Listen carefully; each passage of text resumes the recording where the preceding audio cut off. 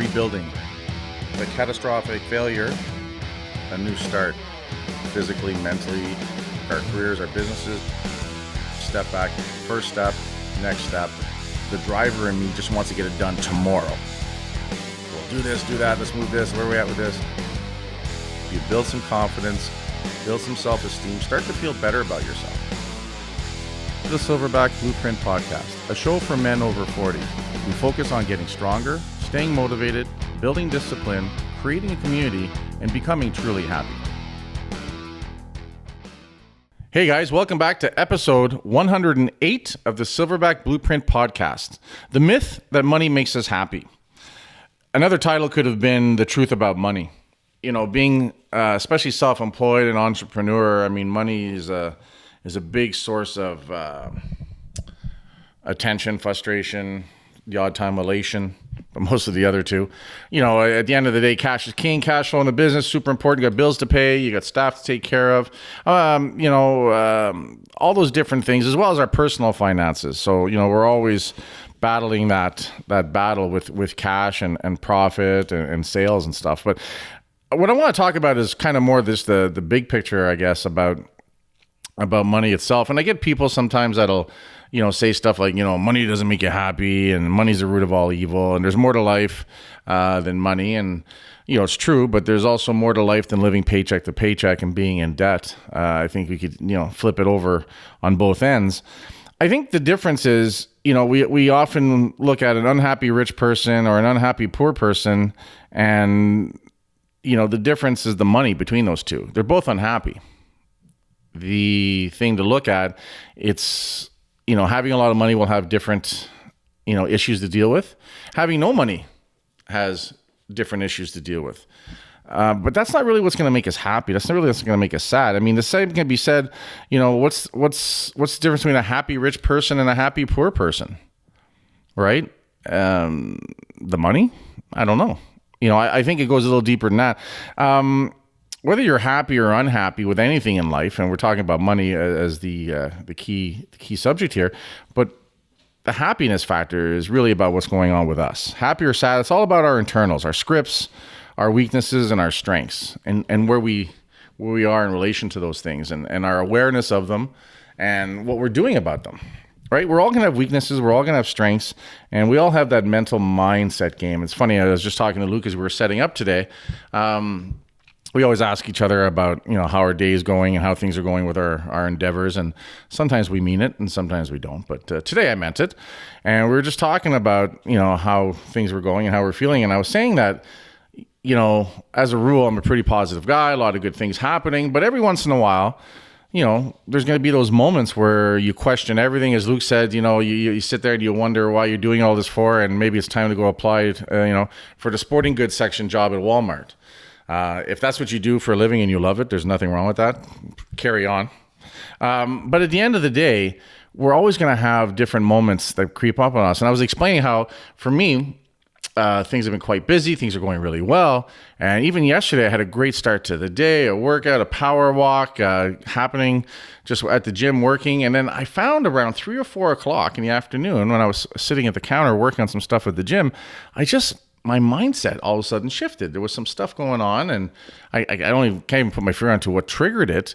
But I found, you know, over the next couple hours, I was just really getting just angry, upset. And I couldn't quite put my finger on why. I wasn't sure what it was. But again, right, we talk about spiraling scripts and momentum. I just found myself going into, you know, weird places and having weird thoughts I don't get very often. And, you know, I caught myself and I said, you know what, I've got to do something about this. I have to break this pattern. So I basically told the guys at the gym, hey, I'm going to take off for dinner. It was around 6 o'clock. And I said, I'll come back a little bit after 7. And I just got out of there. And nothing had happened at the gym. There was nothing going on. There was no, I don't know. It was just weird to explain, but I could not help but, you know, feel the way I was feeling. So I said, hey, you know, maybe just remove myself, change the scenery. So I did that. I came home. Maybe I was hungry. I got a bite to eat. It was doing a little bit of reading, trying to, just alter the mindset. And I don't know, it just got really weird and I couldn't quite shake it. So I just, the rare time that I do it, I just turned the TV on and I was just watching some cartoon, Bob's Burger. I think that shit's pretty funny. So I was rocking that. And I just said, you know what? I'm going to go to bed early. So I actually went to bed early and the whole time I'm trying to figure out what's going on. Like, why am I in this state? There's a reason, and I just said, you know what, maybe I'm just tired. So I went to bed and I thought I was going to toss and turn, but I ended up falling asleep right away. And next thing I know, it was 5:30 in the morning. I woke up wide awake. I actually laid in bed till 6, just, farting around on the phone and stuff. And I felt a lot better. So nothing had changed, overnight. Nothing miraculous happened. It's just, maybe that's what it was. Maybe I was tired. Maybe I was just hungry. I don't know. I'm not sure quite what it is yet. So we're gonna keep looking at that. But I just found it very interesting that it happened. But again, it goes to show you that nothing external had happened to put me into that state. But I was not in a great place to be. I was just angry. I was pissed at a few things. I was just in that weird mood. So it comes back to when we're talking about being happy or sad. A lot of it is just what's happening in our heads, right? So, I can find happy rich people and I can find happy poor people, and I can find upset and angry rich people and upset and angry poor people. If that was the case, if money, made everybody happy, then why would a rich person be upset, right? And if money made you happy, why would a poor person who's happy be happy? Right? So money isn't a thing. Money is an object. Money is a vehicle. Money is just something we deal with. It's really about what we're doing. And I think a lot of it too is, the things that do make us happy are super important. And if we, I'm going to list a couple of them. And if we don't have these things going on in our life and we're not happy with ourselves, we're just not happy, this is probably something to look at. But, things that make us happy is having a purpose, a reason to get up, a reason to move forward, a reason to do the things we do. Right? You can call it a vision, you can call it a goal, even just your own set of personal standards, but a purpose, a reason why. We talked about it before, about having a why. The bigger our why, the more we're going to be able to get done and achieve, because it always brings us back to being focused on something. The other thing is just a love for ourselves and a love for others. Right? If we're stuck with a bunch of fear and self-loathing about ourselves, two things are going to happen. First off, we're not in a very positive mindset at all, but we're also going to do stuff to sabotage ourselves and to punish ourselves.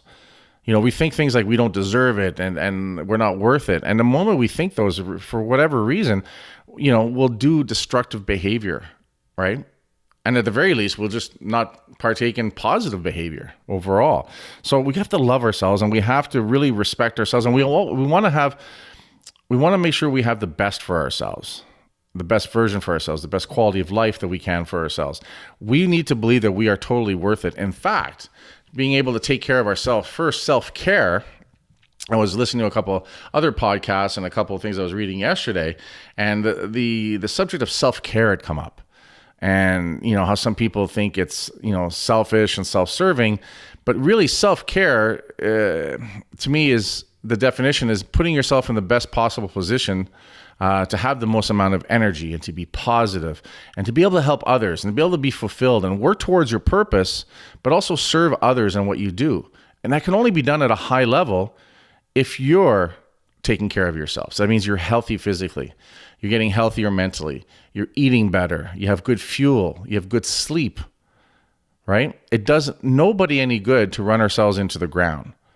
Now, I'm not saying that doesn't happen sometimes when we're working on a project or something big's happening or something in our personal life has happened, a death or an illness or something that we have to deal with. Of course, that's going to take a toll on us. And in fact, it's another reason to really drive home the point. That's why we want to be as strong as we can physically and mentally, so that when things are thrown at us, we can deal with it more efficiently. We're better prepared.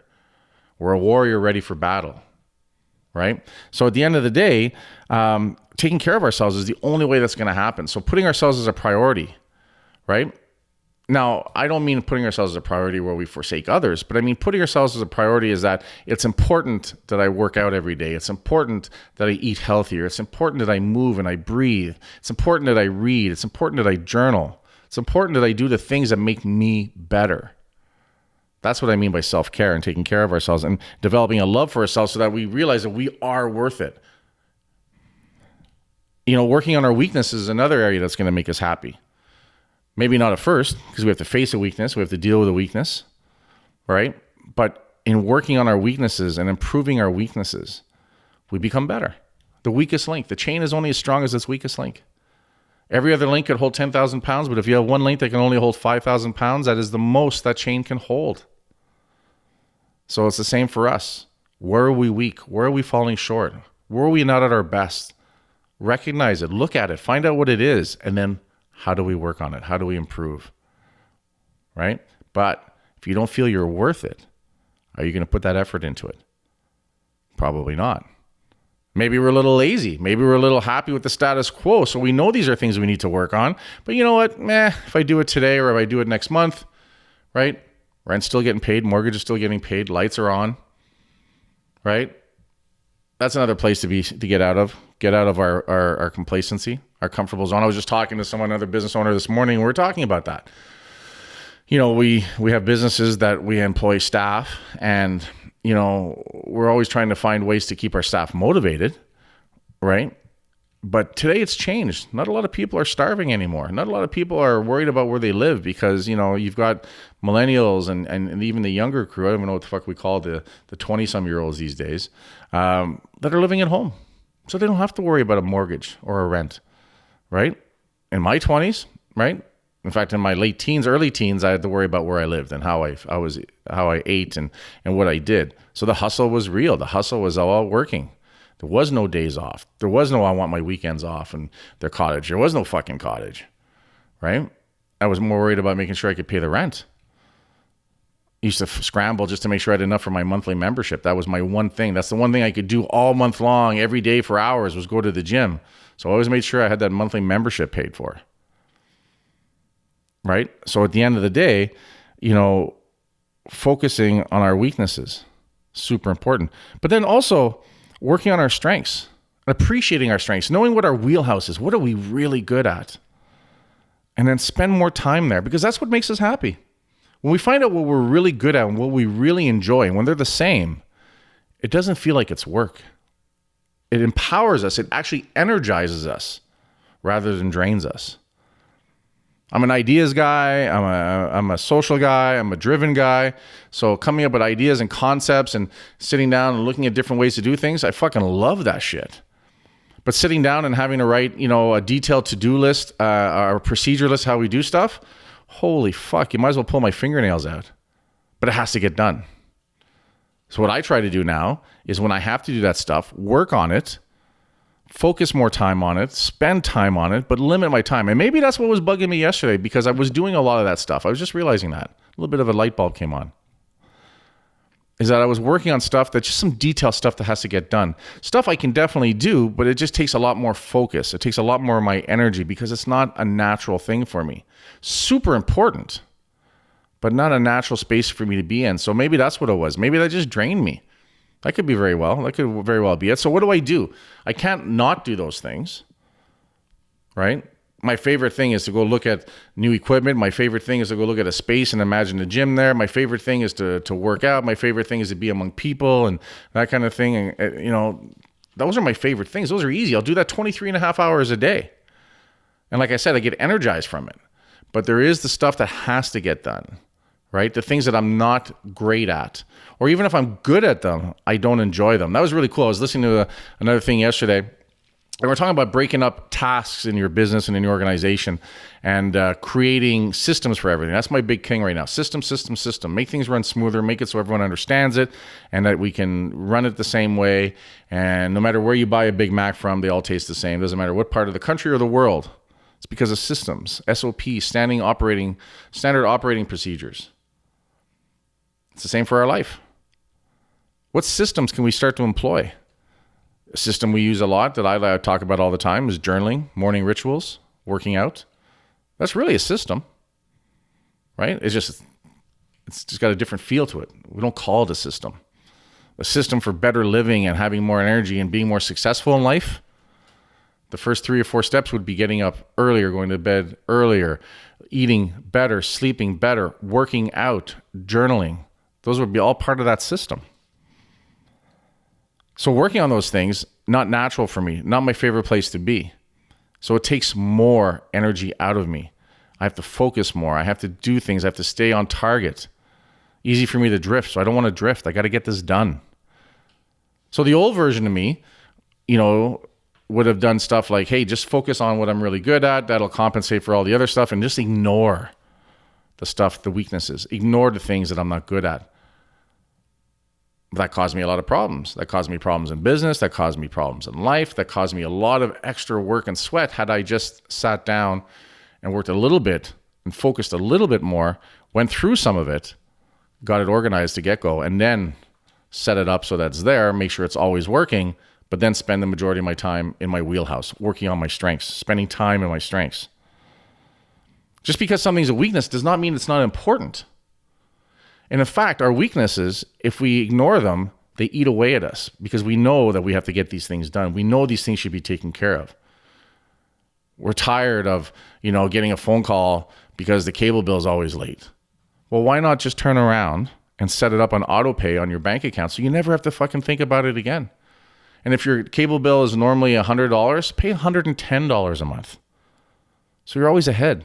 You don't get those phone calls, especially if you already have the $100. It's just a matter of sitting down and setting that system up, right? But I don't like doing paperwork. Well, that's fine. But this is the kind of shit that's going to come around and bite you in the ass. You get people over to watch a movie and all of a sudden you got no fucking cable or internets because you didn't pay your bill. Not because you don't have the money, because you've been avoiding it. So set up a system. Find out what you're weak at, systemize it, get better at it. And in business, what we try to do is if there's areas that we don't like working on, we're not good at working on it, and we can afford to, delegate that. Hire someone for it. Farm it out. Right? I know a lot of people that have a cleaning person comes in that cleans their bathrooms and does some basic kitchen work for them, cleaning up and stuff like that, because they don't like doing it. They don't like spending time on it. And if they don't bring someone in, they won't do it. And then all of a sudden they have to do it because it's a big chore. It's not even about being rich enough to hire someone because it's a lot more affordable now. But sometimes it's sitting there realizing, hey, listen, I can sit there and spend my time cleaning the 4 bathrooms and the kitchen and stuff, or I can hire someone. And for the time that they're doing it, they're happy to do it because it's a job for them, or maybe they're that kind of person that likes to be organized and cleanliness is a big thing for them. So they actually like it because it's in their wheelhouse. It's in their strength zone. And now they can make money doing it and provide for, an income for themselves and their family, right? There's no shame in it. It's no a different class bullshit happening and stuff like that. If someone's chosen this is what they like to do and they're good at it and they know there's a need for it. Well, in that same time that person's coming in, twice a week to do your bathrooms and stuff. And let's say it's 4 hours a week. What else could you be doing with those 4 hours? What else would you be doing, or could you do with those 4 hours playing into your strengths? And in doing that, what would that do moving you towards your goals? Right? If I spend 4 hours doing something I enjoy doing, and I'm going to be happier. If I spend 4 hours doing something in business that I'm good at and I do well, I'll generate more money in those 4 hours to more than compensate to pay for that person coming in for 4 hours. Play into your strengths. Maximize your strengths. And of course, the big thing is working out, lifting, breathing, getting the blood flow happening, challenging ourselves physically and mentally in a workout. Today's workout, Wednesdays now, this is Wednesday today, we're doing this podcast. I've adopted Wednesdays to be my conditioning days. Least favorite of my workouts, right? 10, 20-minute grinds, high cardio, high intensity, HITT or HIIT. I don't know what the kids call it anymore. But you know what I mean? Maximal, you're working hard, you're breathing hard, your heart rate's up, you feel like shit, rest a little bit, hit it again. This week today was 10 rounds of 250-meter row. Hit that row 250 meters. At first few rounds, you hit as hard as you can, get it done. And by the end, you're just trying to get through it with a minute rest in between, 10 rounds. So the whole workout took me maybe 19 minutes in total. It was an average of a minute something to row it and about a minute rest in between. By the end of it, I was pretty gassed. I was pretty glad it was over. But my heart rate was up. Fat burning's happening. Breathing's happening. Sweating. Feel 1,000% better. Feel good, right? The body is moving. It's breathing. Adrenaline's flowing. Metabolic rate's up. Adrenaline's happening, right? The body thrives on that. The body's meant to deal with that stuff. It needs that stuff. And then the workouts the rest of the week will be bodybuilding, high reps, some heavy lifting, right? And then the power walk. It's nice out. The weather's nice. The sun's shining. I want to get out of here after these podcasts and get a half-hour walk in somewhere. Get some sunshine. Get some breathing in, right? So lift, exercise, move. And none of this bullshit, I move a lot of boxes at work or I work construction. Your body's used to that, right? I walk the dog in the morning. Listen, your body's used to that. You want to change what you're doing? You want to have a change in your body and your energy? Then you need to step outside what you're currently doing. So what's got you here, what you've been doing is what's got you here. If you want to go anywhere else, you have to change what you're doing. Purposeful, deliberate, time focused on yourself. If you're busy in the evening because you got kids and families and stuff, I totally get it. Train in the morning. If you're busy in the morning, train at night. Right? Train on your lunch hour. Anyone who tells me they haven't got time to work out is full of shit. They just haven't made it a priority. It's not important enough for them. I always tell the guys when I'm talking to guys about this stuff and they start telling me they haven't got time, I go, listen, we can all remember a time when we were dating a chick and she lived an hour and a half away and we would fucking drive that hour and a half, hopefully bang all night, sleep for 45 minutes and drive back to work the next morning. And we would do that shit every fucking day because it meant something to us. It was important to us. Work all week and then fucking drive for 6 hours on the weekend one way to maintain a long distance relationship because it was important to us. It made us feel good. We got excited. We were pumped to be there. It was a priority. It was your why. So don't give me that shit that you haven't got time to work out. It's not your why anymore. But these are the things that will make us happy, guys. A purpose, a love for ourselves, working on our weaknesses, maximizing our strengths, and working out. Start small, but be consistent. Spend some time with a piece of paper, figure out where you're at with all those 5 categories, and then just start making some daily changes. Don't get overwhelmed, just small changes. Hey, I'm going to start by walking every day if I haven't been walking, right? Or I'm going to work a little harder when I'm at the gym because I'm going to the gym, but I haven't been working as hard. Talking too much between sets. Shut that shit down. Take your phone out, use it for a timer instead of a fucking checking your email. Take 90 seconds between sets, go 10 sets. Guarantee you it's going to step your shit up. Challenge yourself. Money's not what makes us happy. Money's not what makes us sad, guys. It's what we're doing with that or without that. It's what's happening in our headspace. It's how we set ourselves up to be better equipped for happiness. And that's really what it is. Happy or sad, it's a deliberate course of actions or inactions that are causing either one of those. And we can control all of that. Guys, that's all I have to say on that for now. Head on over to iTunes or look at the bottom of this episode. Give us a 5-star rating and give us a positive review. It really helps us out. Head on over to hostilegear.com. Use the password code, secret decoder ring code, Silverback to get 20% off. We should sell decoder rings on the site. I'm going to look into that. Hostile Gear decoder rings. Get yourself something cool, guys. Wear something cool. Be a badass. And as always, guys, work hard, motherfuckers. And I'll talk to you later.